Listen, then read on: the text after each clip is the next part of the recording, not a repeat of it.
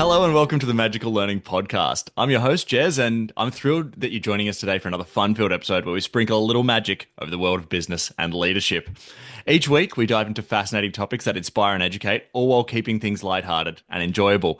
Magical Learning has been running successfully as a training and facilitation company for over 20 years and has partnered with global thought leaders like Robin Sharma and John Mattone. So whether you're a seasoned leader, a budding entrepreneur, or just curious about how to make learning magical, there's something here for you. So grab your favorite drink, grab a snack, and sit back because it's time for some magical learning.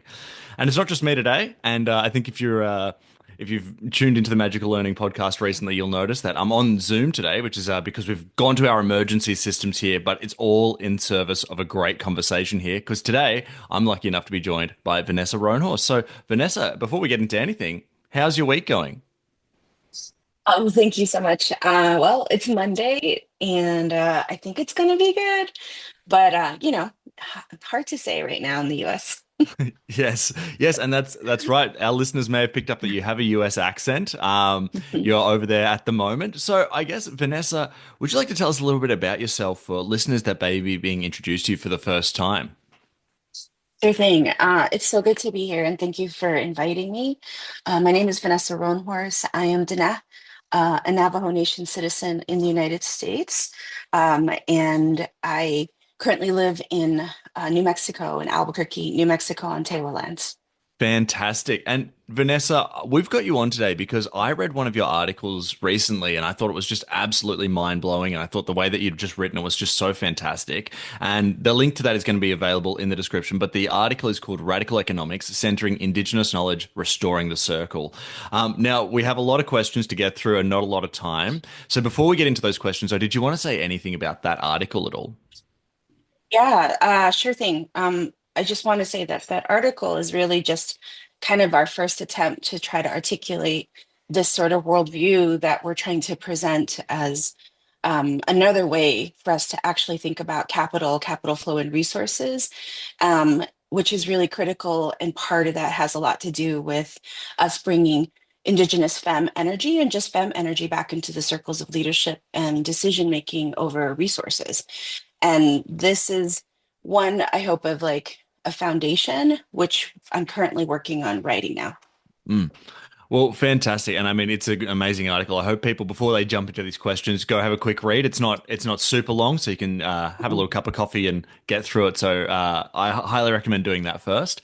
But I think let's jump right into the questions here because we've got so many to get to, and the team was really excited by this. We've got some really good questions. So I might start in well, with our director of learning's question from Danette, which is, tell us more about the first principle of Indigenous worldviews and then I'll get to part two later. So let's maybe start there. Tell us more about the first principle of Indigenous worldviews. Sure. So the seven principles of Indigenous worldviews really came from a renowned Mississauga Anishinaabe woman who is also a scholar. Her name is Leanne Simpson. And one thing she says is these principles aren't new, they're collective wisdom from like generational learning. So it's this idea that we currently here in the US live in a Western worldview, which came from Europe, which was brought over and through colonization, particularly settler colonialism, the worldview we have is very singular, individual, sort of, you know, winner takes all at whatever means. And what we're presenting with these concepts is that um, a, an indigenous worldview, we've all got so many worldviews and unfortunately, due to the way the world is, we have lost them. And so by returning to our worldview, which just acknowledges that information is holistic and dependent and cyclical, and it's relying upon our kinship and relationships to one another, to the world around us, and really to the holy people, which really is like this idea that we aren't the center of the universe. Mm. Yes, I mean, there's so I'm sure people would have listened to that and already seen that there's a lot of wisdom just in that alone, and there's just so, like that. This is the exciting thing about the article is that it blends what I would call a lot of wisdom with a lot of sort of even sort of attaching it to modern thinking and giving us new ways of thinking. Really, when I was reading the article, just to step away from the questions just quickly, was how much I saw what has to be the future in looking at the Hmm. past, and just Hmm. the way that you'd laid things out. Because when I look at how we live now, it's so unsustainable. Yet we have Hmm. people who've lived on the land for hundreds of years, maintained it, knew how to be sustainable with it, and those answers are still sitting there. They haven't changed. The places, you know. So I just think that there's so much to take out of this article and this conversation as well. But yes, there's just so many interesting elements to that. Well, I mean, to your point, like one of the things I think is just fascinating as we sort of bridge this moment, is that globally Indigenous people make up 5% of the population, but are actually still stewarding over 80% of the world's remaining biodiversity. And so, as we hold that very big thing, one of the pieces that this article explores, but also I'm curious about, is what would the world look like if Indigenous people were actually stewarding 80% of the world's capital? Mm. Because so much of this idea of sustainability is driven by capitalism. Yes, very fascinating thoughts, and I do want to get into more of a conversation, but there's so many Sure. questions we've got to get to. So, but these insights are fantastic, Vanessa. So thank you so much for this. All right, let's jump into part two of Jeanette's question here. I would love to hear more about your relationship model of developing and the impacts it is having. Well, I mean, really, we're exploring this idea of like who gets to have decision making over resource flow. So that's one. And then the other is these vehicles and models over capital flow, like the way money moves, they're really new. Like our current economy in the United States is less than 100 years old.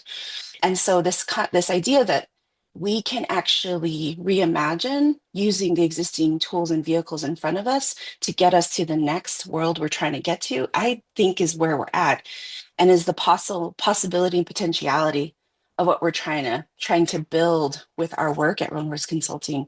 Because alternative approaches to structuring and accessing capital is possible if we actually build with the people we're trying to do this for. And we understand that these sort of top down, off the shelf solutions don't work for a reason because it doesn't acknowledge culture, community, place, and spirituality. And Mm. so it's hard to talk about money this way because that is not the way we have been taught finances work. It has been so separated from our lives. And it's also been complicated um, and overly complex so that we think we don't understand money. Absolutely fascinating. And you know, Vanessa, one thing that you do that I absolutely love when I see people do is people that really live what they believe. Like we can't all do huge changes and change the whole system overnight, but I do believe that people that live through their values, are doing at least a huge part of that by showing people what is and what isn't possible. So I think that's amazing what you're doing, with Roanhorse Consulting as well there. So, and we'll get into that a little bit towards the end as well, where people can reach out to you and find out a bit about that.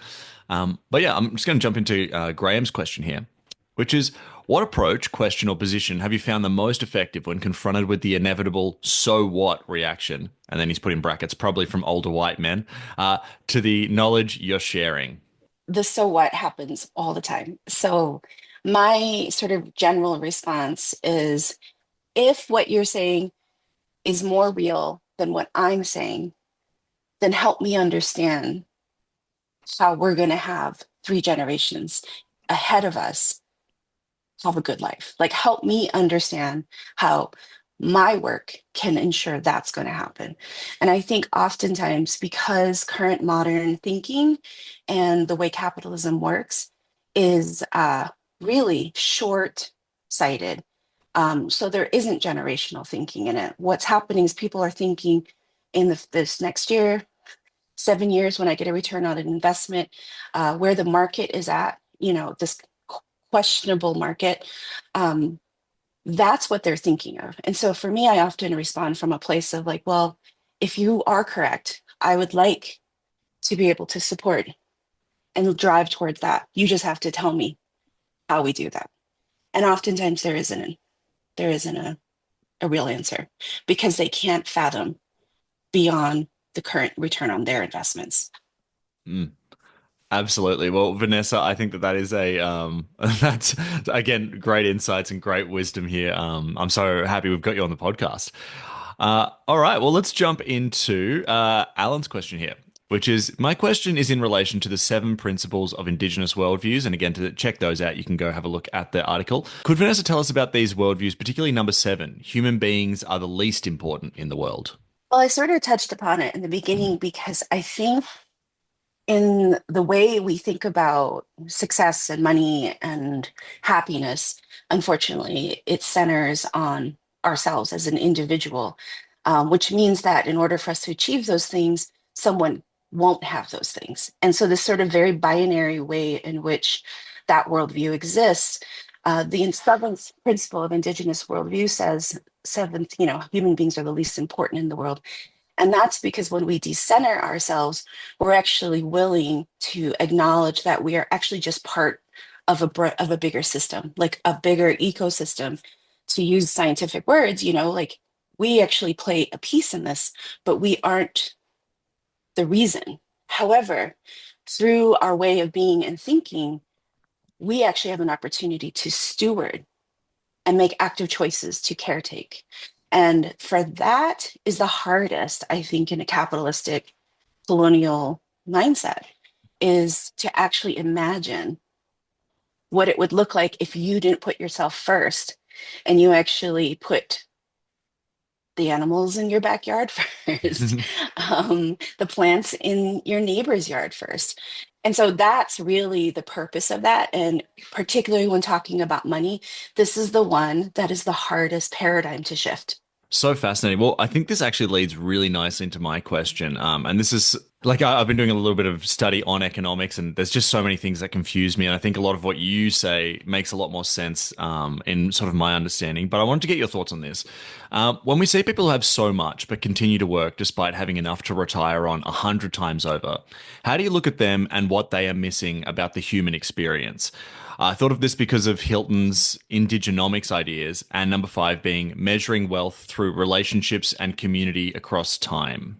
I can't even fathom what that's like to have that kind of money. So it's hard to understand the mindset. Mm. And then, reading recent writings around sort of billionaire and this concept of folks like an Elon Musk or folks like a Jeff Bezos, and they're realizing that that also is another form of trauma of money. Like there is something about the way we have structured capital that creates trauma. It's either the money's been weaponized against you to keep you where you are and to harm you, which is definitely what happened here in the United States, when our land was stolen and we were nearly annihilated and forced to live on these reservations. And for many communities, not even near where their people were from. And then to have this other class of so much extreme wealth, they're experiencing a different form of trauma money. And if anything, what it causes them to become is the people who are in fear of losing that money to the point where they weaponize it again. So it's this crazy cycle that we're in. And so when I think about it, it's hard for me to understand it Mm. because I live in the real world. And for me, I'm not measuring my wealth through fear. I'm thinking a lot differently, which is how does this money help others and make the people in my life healthier, happier, safer? So that idea of measuring wealth through relationships and community across time, that is inherently an Indigenous way of thinking and being. But I also think inherently it's how we as a people have created kinship and culture. We've just lost it. Mm. Yes, I definitely agree. And yes, great insights there again. All right, well let's go to Kanika's question here, which is one that we've touched on a few times here in sort of a roundabout way, but I'd love to get your thoughts on this, which is how can we get society back to multi-generational thinking, and then in brackets 7 generations ahead? I'm Navajo, so our teachings tell us that every day you have to wake up and present yourself to the holy people, and with intention, you set your goals. And every day, you're not going to achieve every single one. But that's why. We've been given the gift of waking up early every morning to do the same thing. So I think how we get back to multi-generational thinking is that people as a collective whole have to be intentional with where it is they're trying to go. And in this moment, with money being the primary tool for safety and freedom and success, we have to put our money intentionally where it needs to be, where it will achieve safety and liberation for folks. That is a collective we can actually do as society. And when I think about 7 generations ahead, I acknowledge, and that my team acknowledges, the work we're doing today is just one small piece. We will not see the future we're building towards, but that's my job. It is not to ask to celebrate that we have changed the way these things are.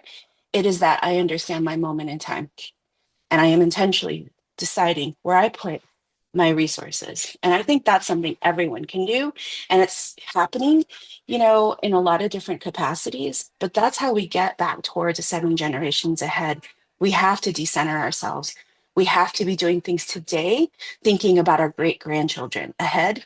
And third, with the tool of the moment, which is money, we have to use that money to get towards where we're trying to go.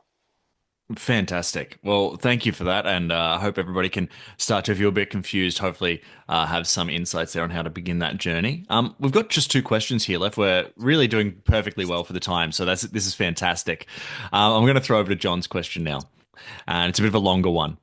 The Western white wave economy has been, as you describe, growth without cost mindset. We, political parties, United Nations, and large organizations tell us that to survive, we must grow. But at what cost? We have island nations being lost to sea, wildfires in the middle of American winter, and some unprecedented weather conditions here in Australia.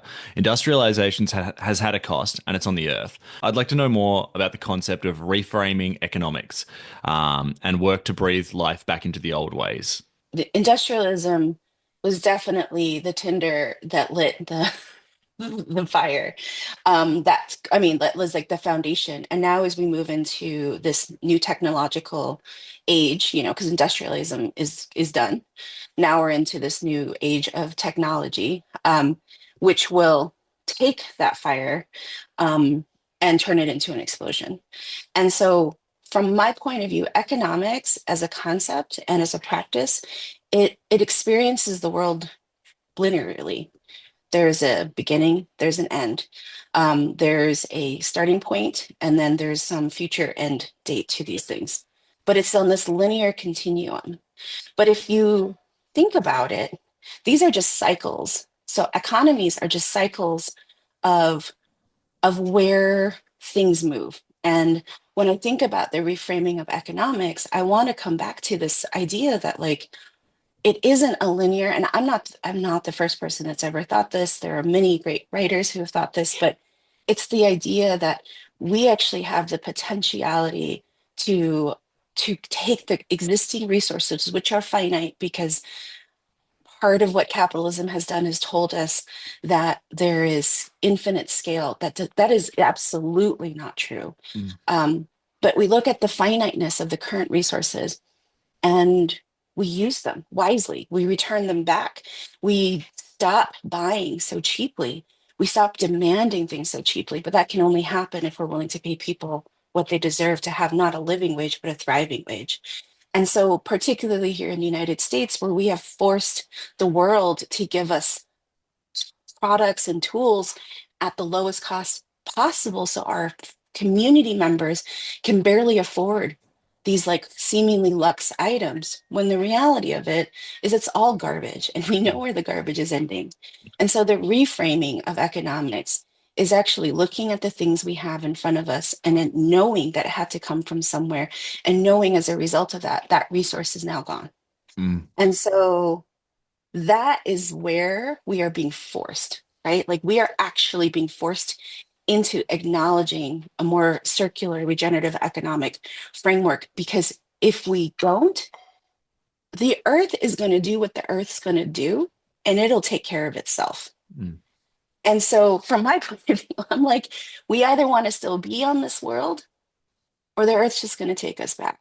Mm. And it's going to keep doing its cycles, whether we're here or not. Mhm.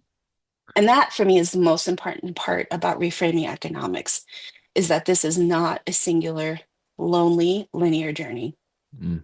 at all. What a good way to look at it, Vanessa. And I think that leads us very nicely into our final question here from Allegra, which is when we think about the future and how society could function, what ideas and structures from the past would you employ first if you were put in charge? Cue laughter. Sorry. I mean, obviously because I'm United States based, Mhm. we would get rid of billionaires, period. Mm, Like we would completely cap them, tax them, and move that money and get it back into circulation. Because that's half the problem is this money is not in circulation. mm, I mean, honestly, I don't even know. Like having that is even a post question as much as I love it. There's a part of me that's like, that's not my job.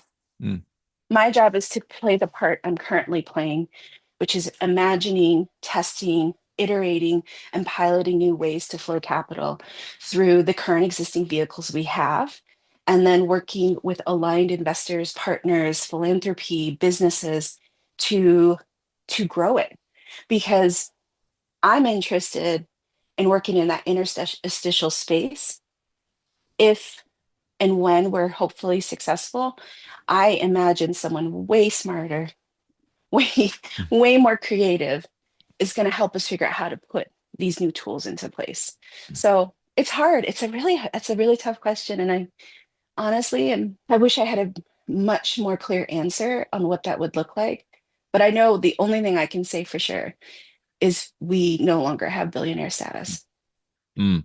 Well, I mean, Vanessa, I think even throughout this whole podcast, I mean, now that we've got to the end of the questions and sort of my final thoughts, it's so I think even just have leading with that idea of how can we be aware of what we're doing for future generations and just having that as a core principle that we make decisions from is already a great sort of guiding North Star in a way. But today's been a fantastic conversation. I want to thank you so much for taking the time. Did you have any final thoughts that you wanted to leave our audience with, just sort of in relation to this conversation, or in regard to your article, "Radical Economics: Centering Indigenous Knowledge and Restoring the Circle"? There are so many incredible people and organizations that are having this conversation and doing this work. And I encourage everyone to really do some searching around restorative economics, regenerative economics, indigenous economics. Um, some of them call them donut economics, but that there is more than enough thought work in this to get everybody started that connects to you, your worldview, and like who you are culturally. Because the moment we can change a framework around how this is supposed to work is how we get started. And so like that's my biggest encouragement is to do that because I'm just one of many. And I really do believe this is a movement. It's a movement towards sustainability, but really rebuilding our relationship with Mother Earth, which is why what I'm working on is repatriating economies. Mm. Well, again, thank you so much for that and great insights. Now, if people have listened to this and they want to reach out to you, to contact you for to do some work, where's the best place for them to do that? And do you want to tell us just a little bit about Roanhorse Consulting as well? Sure thing. You're welcome to reach out to us through our Instagram and LinkedIn accounts. The company's name is Roanhorse Consulting. We're a for-profit social enterprise that's Indigenous owned and led by myself and my twin sister. And we focus particularly on using our Indigenous methodologies and ways of being to do evaluation and research and working with partners to reimagine how they're flowing capital. So and you can see us on our website, www.roamhorseconsulting.com. Fantastic. Well, all those links will be in the description if you want to check that out. Vanessa, I want to thank you so much. I think, this whole journey for me started with the sort of core of economics being around scarcity and that concept of scarcity. And when I read what your article was talking about, it just really made me realize how much we can be surrounded by abundance. And all your wisdom today has also really shared a good light on that and really great lens for people to check things out through. So thank you very much for that. I just want to say to all our listeners, thank you so much. Our numbers have been growing really nicely on YouTube, so thank you. Please keep following and watching on there. And as always, everybody, have a magical week.